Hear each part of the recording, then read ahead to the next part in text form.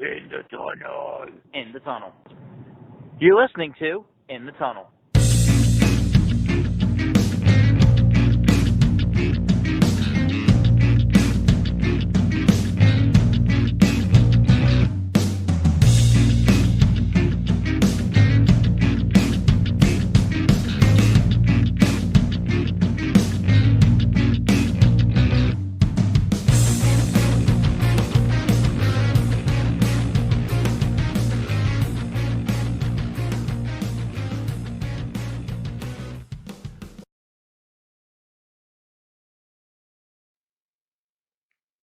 Hello and welcome to episode number 47. Yep, it is finally time for the In the Tunnel mini feature that is A Night of Too Many Forgotten Stars, because we are here to raise awareness on those who we have forgotten, although if they were playing, we probably would not have forgotten. So this is the opposite of like Antonio Gates being extremely over, hyped Yep. despite his playing career dwindling down. This is those who maybe gave us everything that we ever asked of them as fans, and then we forgot about them instantly. Yeah, so let's just kick it off. First, you want to kick it off? Or Why don't you take the first one, because I'm a little slow. So, first we have Luis Castillo, as you can well, so he has Remember, audio too. We yes, gotta cover it, yeah. audio too. Sorry about that. He's played for the Marlins, Twins, and Mets. I most remember him for his time on the Mets, but we'll get to that. Uh, he's a three-time All-Star. He's won the World Series, three-time Gold Glove winner, two-time stolen base leader for the NL. He had a 15-year career with some pretty good stats, and and some pretty fun times. and this is why I'm gonna say I remember him all the time, because remember when he dropped the ball in 09? As a Yankees fan, I remember it all the time. Or also, do you remember? Wasn't he the one who hurt himself walking down the dugout stairs? Yeah. Oh, good times. How can you forget stuff like that? The fun times, if you will. Yeah. So yeah, I So, very often remember him for dropping that ball. yeah, well, you gotta go back to the times that, brought you the most happiness, Sean. As a baseball fan, it probably doesn't take going back too long to find those times for you. And we all live in different eras. Yup. Aside from that, he does have better year like career stats than I thought. You know. Well, I mean, when you're a steals guy, as he was, that doesn't strike me as the most power, and it definitely strikes me as more average. So I could see exactly where he falls in, but still stands out a little bit. Yeah, but I mean, yeah, as a mostly steals guy, I mean, what 370 stolen bases in the career? His numbers Correct. are, even though they're average, they're fairly like better than I thought. And then there's the 28 home runs for the Yeah, career. I mean that. Let's just not go there. That's like 2 home runs a season. Yeah. And Good this is times. why he's forgotten. Yeah. Yeah. Exactly why he's forgotten. Although, for what it's worth, looking at his salaries between 96 and 2011, he never made anywhere near 10 million a year. True. Only made at his peak 6.25 million a year. And no offense, but that's still quite good on money, except it's baseball and there is no salary cap. So Well, but it was the Mets in those peak yeah. years, so they have it, probably an internal salary cap somewhere. yeah. Well, not for Bobby Bonilla, but all Yeah. right. And he played for the Marlins, Twins, and Mets. Yep. All right. Anything else to say about this forgotten star aside from me remembering him a lot? No, I think your ability to remember him speaks volumes to him. If only he was there to see it. All right. Next, we have. Go ahead. All right, hold on a second. All right, so this is a bad time to unveil the next one, considering he had a walk-off home run last night. But it's Pablo Sandoval, the big panda, who started his career in ascension to superstardom, and boy, did that flame out quickly. Oh yeah. He was on those Giants teams that won the World Series every odd year or whatever it was. He's a 3-time World Series champ, a 2-time All-Star. He once hit for the cycle. He He was also. the 2012 World Series MVP. Yeah, it's big. And he turned down the opportunity to still compete with the San Francisco Giants in their contending window to take a $95 million deal with the Boston Red Sox. Do you know for how long that was? I think it was 5 years. Oh, okay. So, I mean, kind of lower than what the Red Sox have paid some guys, but And also, at the same time, let's not forget, as we were reminded last night, he still plays. yeah, he never got anywhere near finishing that contract with the Red Sox and was like DFA'd, but he ended up coming back to the Giants on like a minor league deal. I don't know if he's starting or on the bench, but yeah, he's still playing. So, kudos to him. Honestly, I thought that he was like long gone, but even we learn things when doing spoiler alert. Yup. Good All right. times. And next we have Prince Fielder. He's played with the Brewers, the Detroit Tigers, not the Lions, Close and enough. the Same thing. Rangers. 6-time All-Star, 3-time Silver Slugger. He was the NL home run leader in 07. Mm-hmm.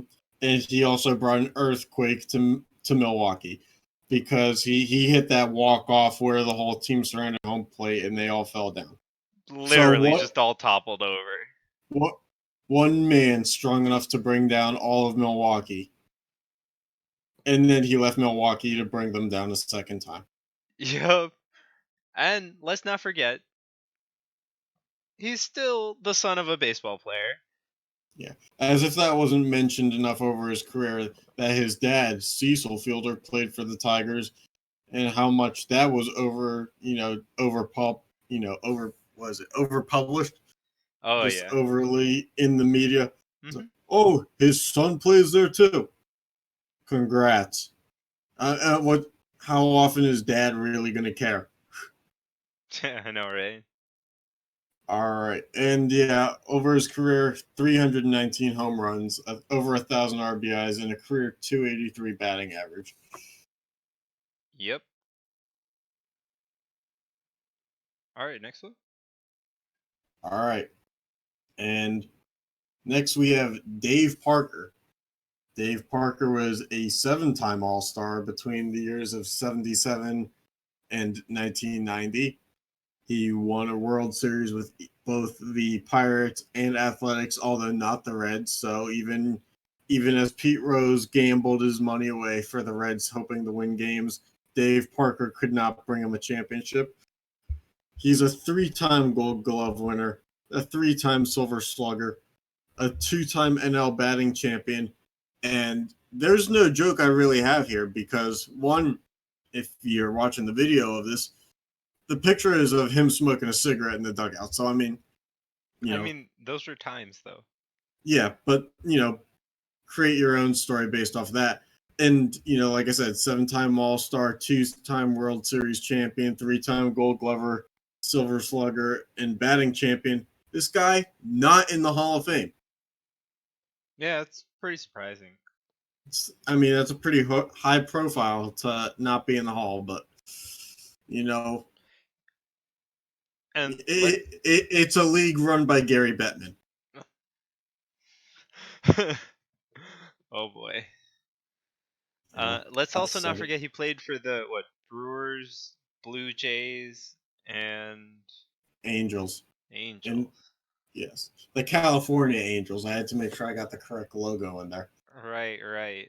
So after winning, or I think he was on pretty successful teams with the top 3, although only winning the World Series with 2 of them.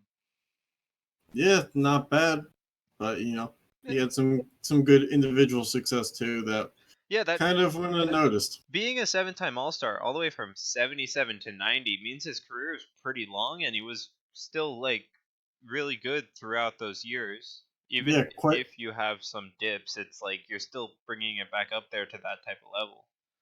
Yeah, quite a window of your peak.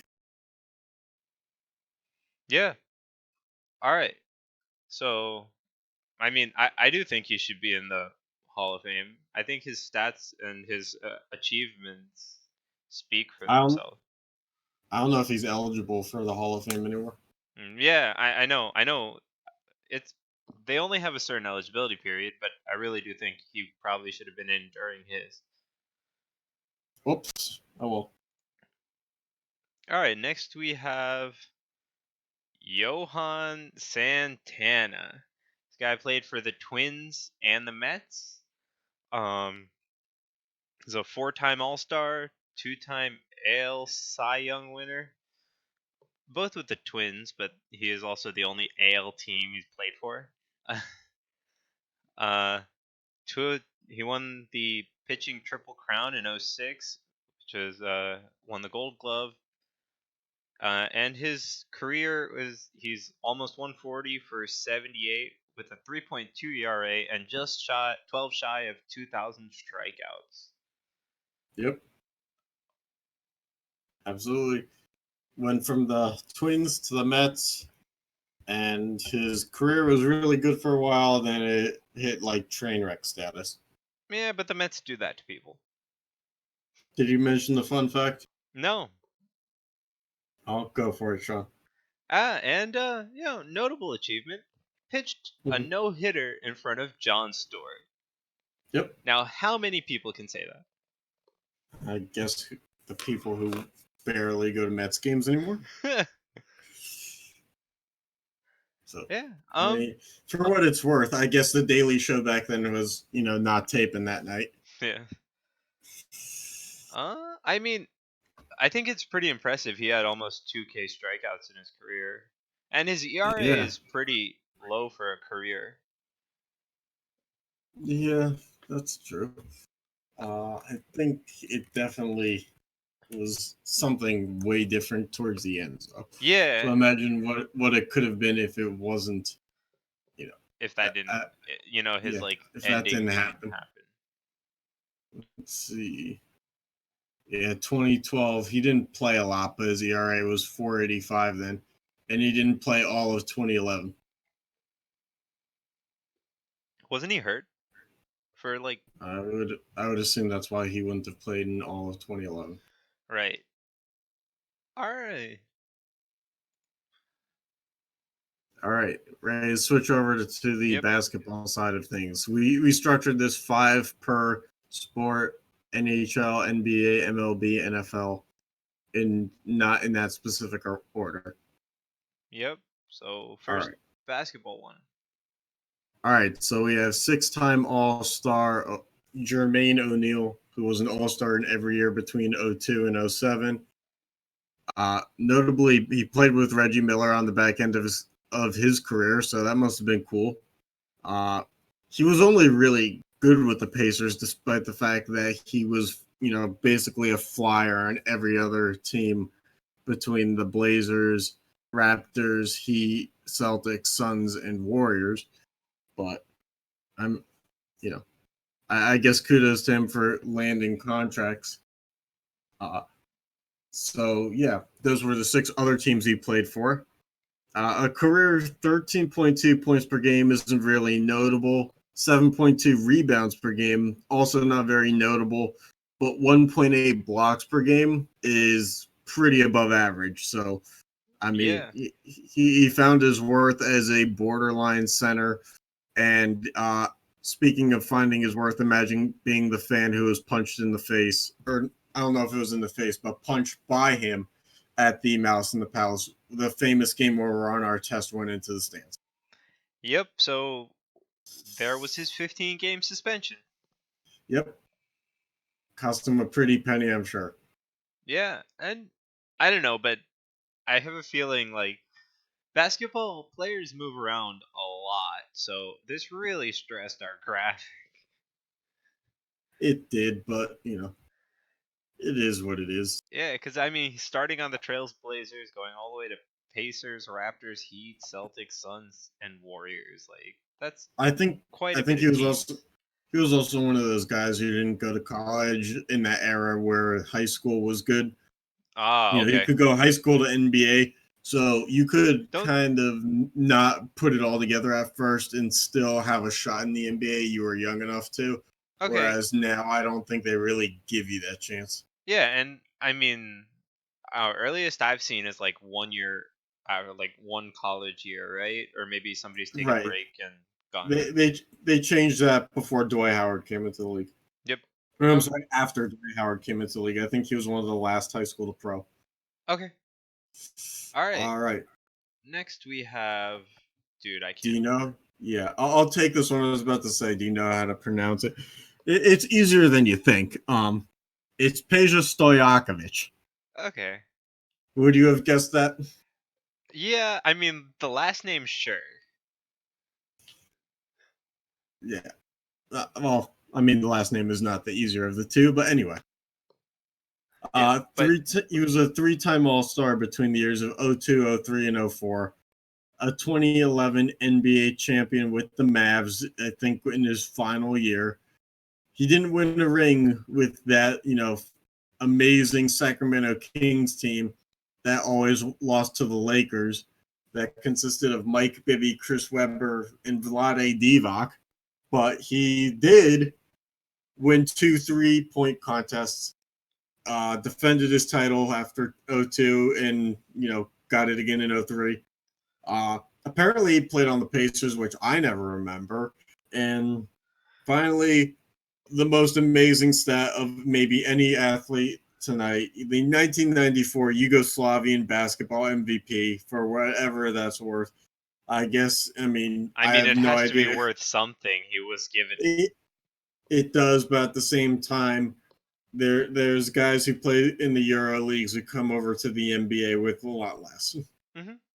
Yeah, So I mean, I really like winning 2 3-point contests, so I don't know. I think it's whatever. And as for his name, I mean, I think Stojakovic is a lot easier because I just want to hard pronounce that J in his first name. well, it turns out you just don't. Yeah. J and Y are the same thing. Hmm. Stojakovic. Yeah. I All mean, right, let's see if you can get this next one though. I have faith on you on oh this next one. come on, man.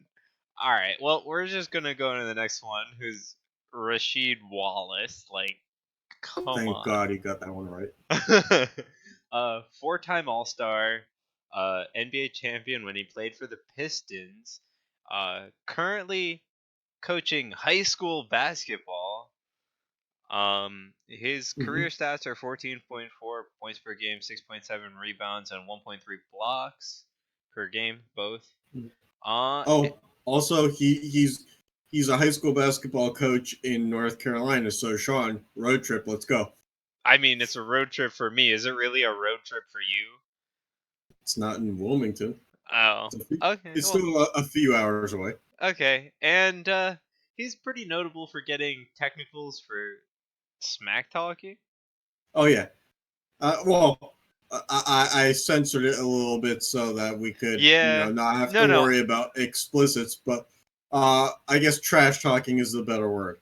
Yeah, that's probably right. This is what happens when you create your graphics in a car on your lunch hour.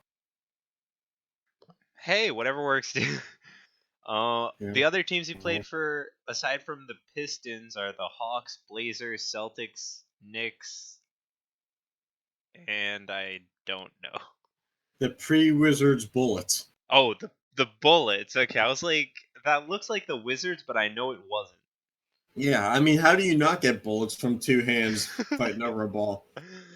Yeah, and if the ball don't lie really was true, he wouldn't have played for the Knicks. Yeah, because he signed with the Knicks when he was absolute trash. Mm-hmm. All Like right. almost belly showing days, like when Shaq was on the Celtics. Yep. And speaking of Celtics, we have another former Celtic, not only Rashid but Antoine Walker, a three-time NBA All-Star, 98, 02, and 03, an eventual champion with the Heat in 06, and NCAA champion with the Kentucky Wildcats in his college days. He played for the Celtics before their big three and was famously, gone before those days too. That big three formed in 08. He obviously won his championship with the Heat in 06. I do think that he, in his later years, did go back to the Celtics, but I don't know if that was still pre Big Three or not. He was a 17.5 point per game player over his career with 7.7 rebounds and 3.5 assists, which is not bad for a stretch forward. And the funnest of fun facts for this guy, Kemba Walker just took his number as he signed with the Celtics. Kemba Walker is going to wear number 8. So fun time to be Antoine, because if you thought it was forgotten now, just wait till his jerseys really just become, throwback Kemba Walker. Kembas. Yeah, Restitch Kemba Walkers. not even restitched. It's the same name and number. Oh yeah. Damn, dude. Holy, that's pretty bad. Imagine the people 20 years ago who had the foresight to get a Kemba Walker jersey before he was even there. Yeah. You also played with the Mavericks, Hawks, and Timberwolves. Yep. All right, moving on to, I believe, our final NBA forgotten star. Well, at least until NBA 2K19 overhyped him and gave him a 99 overall card in my team this year. Really? Yeah, which, I mean, this guy played in the NBA for all of 6 seasons, Sean. And apparently, I mean, I'm not saying he's Brian Scalabrine and survives based off of legend and word of mouth alone, but he's 6 seasons is not. If Jordan played for 6 seasons, he wouldn't have given him a 99 overall. Yeah, but you can also remember he did come out of retirement. Yeah, for all of 5 games. Yeah. Brandon Roy came out of retirement for 5 games with the T-Wolves because his knees were so bad. He was like, I'm going to give it a shot because I took a year off. I think my knees were feeling better. He gave it 5 games and then he retired again. He was the 07 Rookie of the Year and a 3-time All-Star between 2008 and 2010. Averaged 18.8 points per game, 4.3 rebounds per game, and 4.7 assists per game. But again, you get some inflated numbers with a smaller sample size. So yeah. But I mean, right. 6 years does explain pretty well why he's forgotten. Well, yeah. Yes. All sir. right, and absolutely, sir. Next sport we have lead us into the promised land. Hockey. Also stretched us a bit with logos, huh? Oh, you think that the first one did? Just wait till later. Yep. So first hockey forgotten star we have is Mark Recchi. 7-time Recchi. All-Star, ranging from 91 to 2000.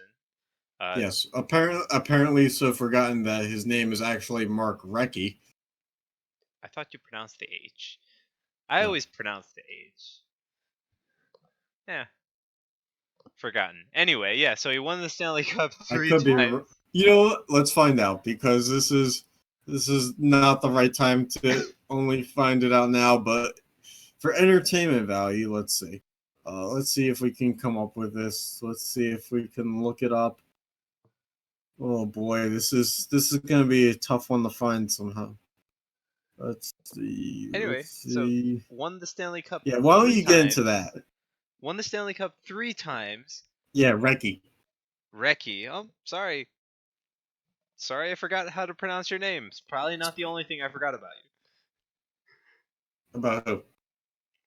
Mark Recchi. Atta boy. Yeah. So he played for 11 more years after his last All-Star game in 2000.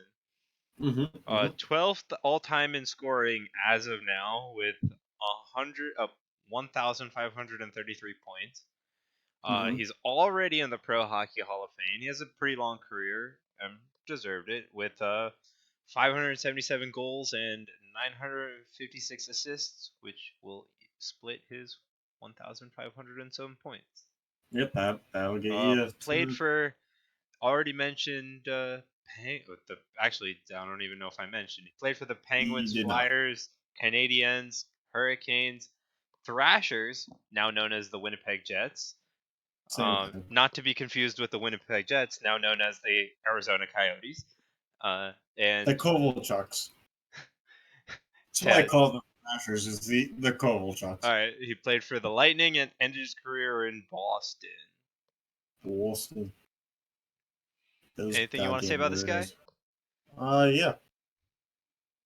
His name is Recchi. All right. All right. So next we move to Mats Sundin, an 8-time All-Star between the years of 96 and 02, and then if you throw in 04, an 08 winner of the Messier Leadership Award. He only made the NHL 3 Stars of the Week list twice.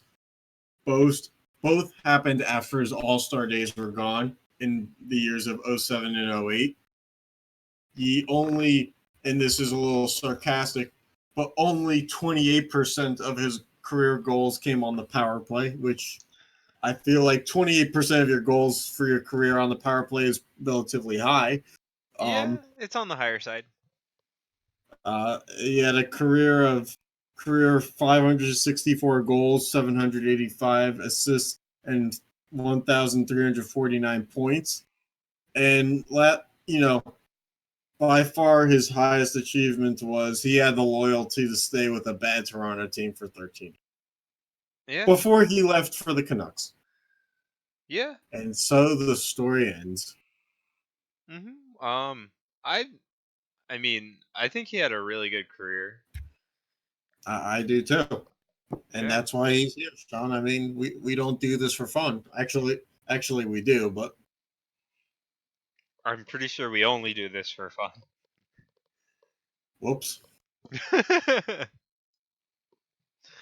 Yeah. I was kind of surprised by that. He only when he made the 2 stars of the week, it was past his All Star days. You'd think he'd get more during his All Star days.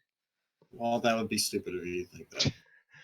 All right. Not really, but All right. So moving on, we have Marian Hossa, 5-time All Star, with the most recent one being in 2012.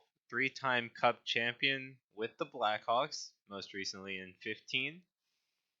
Uh, he has a career 525 goals, 609 assists for a total of 1,134 points. He lost in the 08 finals with the Penguins, then didn't resign went to Detroit and lost in the 09 finals with Detroit to the Penguins. It's And because the real superstar was Pascal Dupuis in that trade.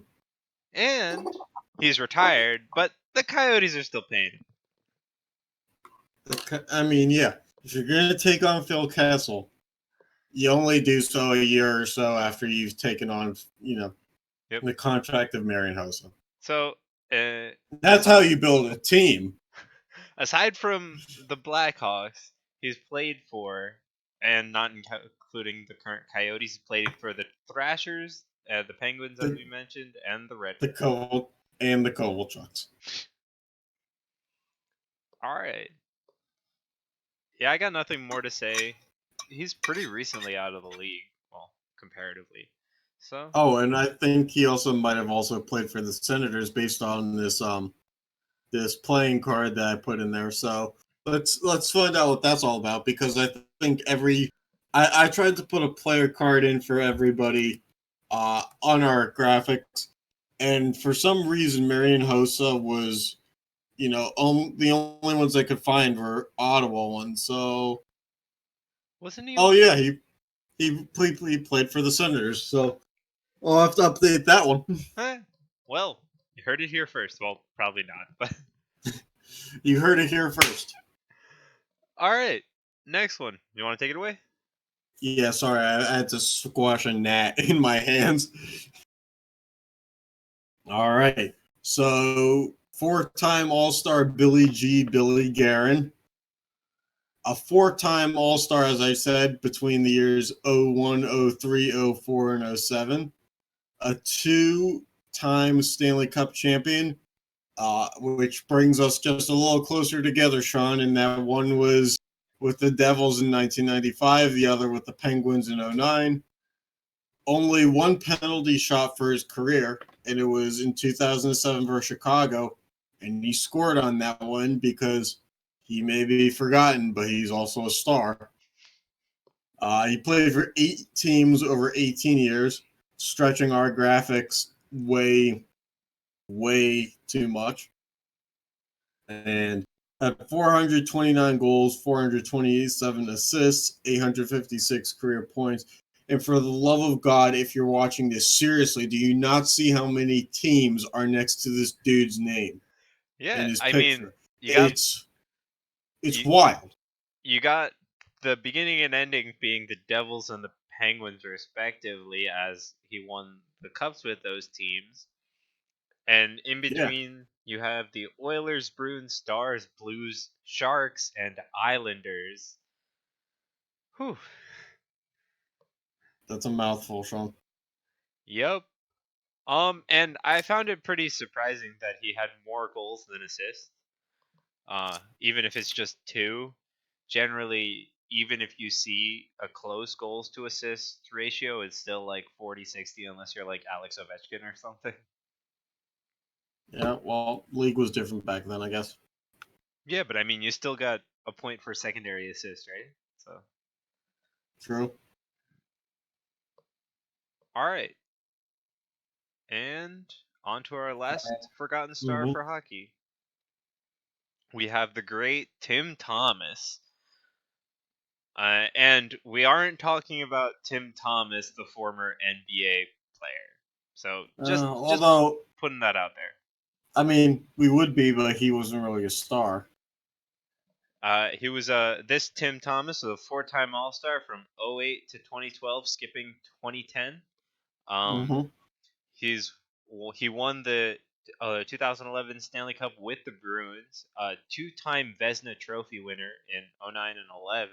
Also won the Conn Smythe in 11. And he didn't really crack the NHL until he was 28 and made his first All-Star appearance at 33. And I know goalies generally crack the NHL later, but this was still really late. Yeah, I mean, he didn't crack it till his prime. Yeah. And aside from the Bruins, he played for the Panthers and Stars.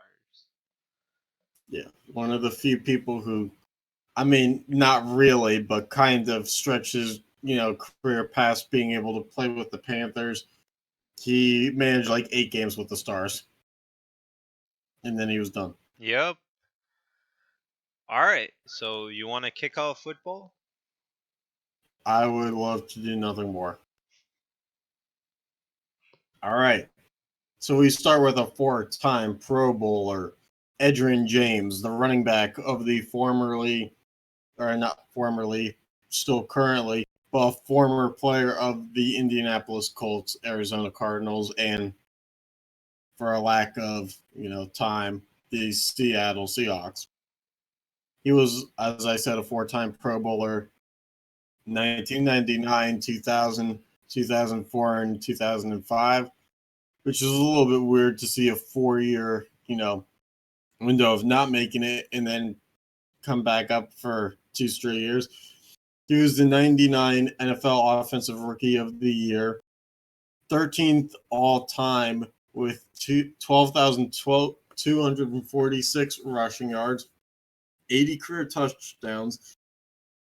He decided to leave the Colts before they won a ring, instead signing with the Cardinals, which, I mean, you definitely trade, playing with Peyton Manning for something lesser. All about the money, I guess. And he went to the University of Miami, or better known as the U, which to me means absolutely nothing. Yep. All right. And I mean, I got nothing to say about this guy. So All right, fine with me. Be that next, guy then. next we have Joe Horn. Also a 4-time Pro Bowler, but this time in 2000, 01, 02, and 04. Had 603 career receptions for 8,744 yards receiving. Just too shy of 60 touchdowns. And he's apparently big on the flip phone. If you're watching, you can see that picture. Mm-hmm. Yet, Or even if you just remember the celebration that one time. yet he managed to rack up a 30K phone bill and was fined by the NFL. Well, I created that with it being a joke, obviously, not a $30,000 actual phone bill, but his phone bill was the fact that the NFL fined him. Yep. Yeah. Using his phone cost him $30,000. Yeah, and he was a 5th-round pick from, you take that pronunciation, dude. I'm gonna guess it's Ottawamba. We'll go with that. We will go with that In one. 96. I mean, not even being a 7th-round pick, but anything higher out of a community college, he must have been good. Yeah. He must have been good. That's all I have to say about that. Yeah, so next one. Oh, did you also mention he played for the Chiefs and Falcons? He did play for the Chiefs and Falcons, with the Saints being in the middle. Word up. All right, next one up. We have, and I guess, coincidentally, so we get one of the dudes who I found out was from Wilmington, North Carolina. It's Algie Crumpler, whose real first name is actually Algernon. So, I mean, I haven't met another one of those down here. I guess more power to those who love the creativity of the naming process. Mhm. A 4-time Pro Bowler in 03, 04, 05, and 06 with over 1,000 receptions for his career, totaling 15,280 yards.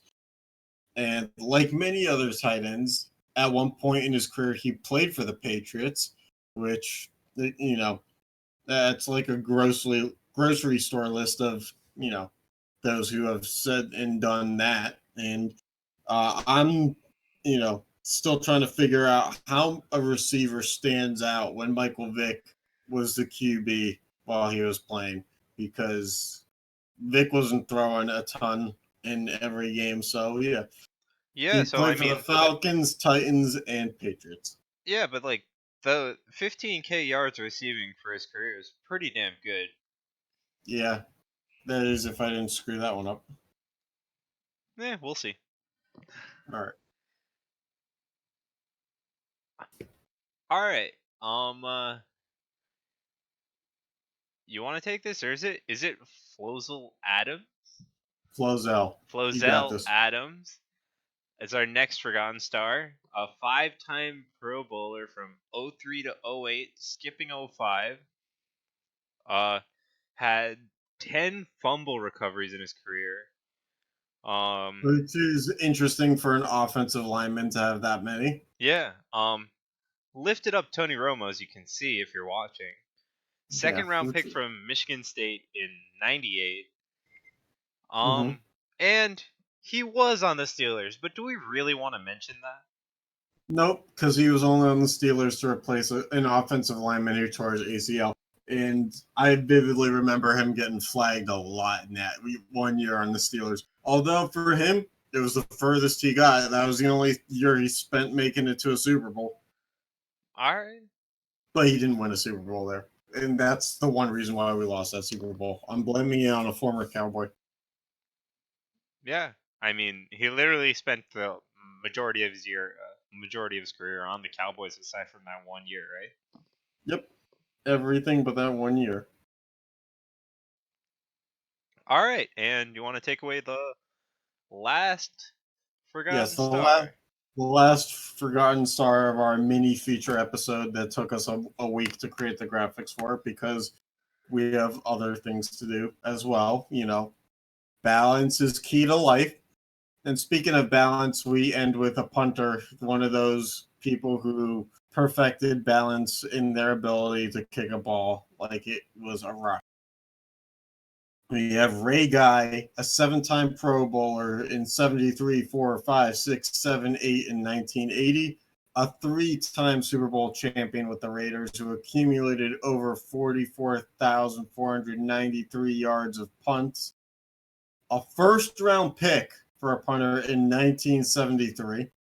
He is the only punter in the Pro Football Hall of Fame currently, and he averaged 42.4 yards per punt, which is pretty cool.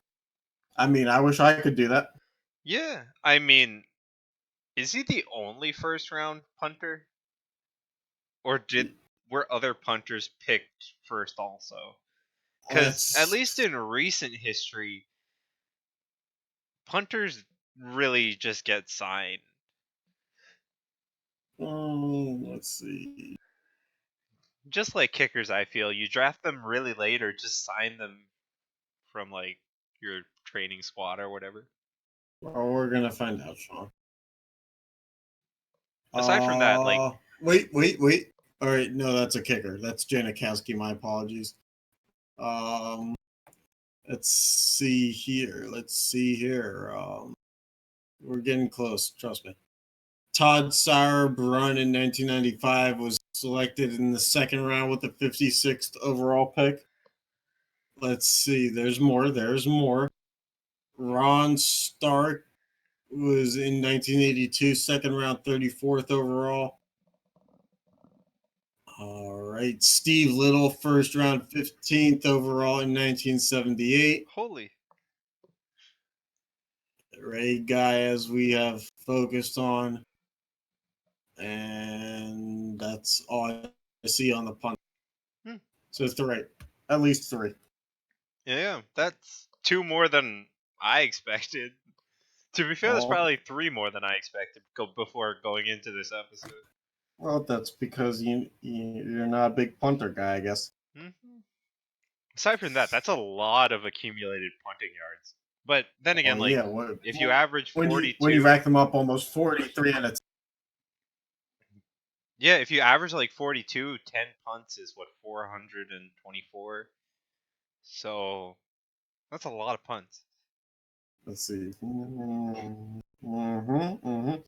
Yeah, 1,049 punts.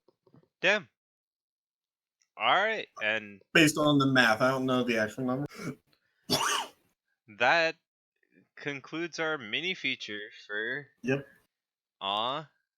Forgotten Stars. And I just want to throw this up here. If you're watching, if you're listening, you should have seen our new cover photo. But if you're watching and you saw the intro, want to know what you guys think. Yep. Yeah, and thanks for tuning into this. And probably go back to what we normally do next week. Probably focusing a little bit more on baseball because that's finally ramping up. What do you say?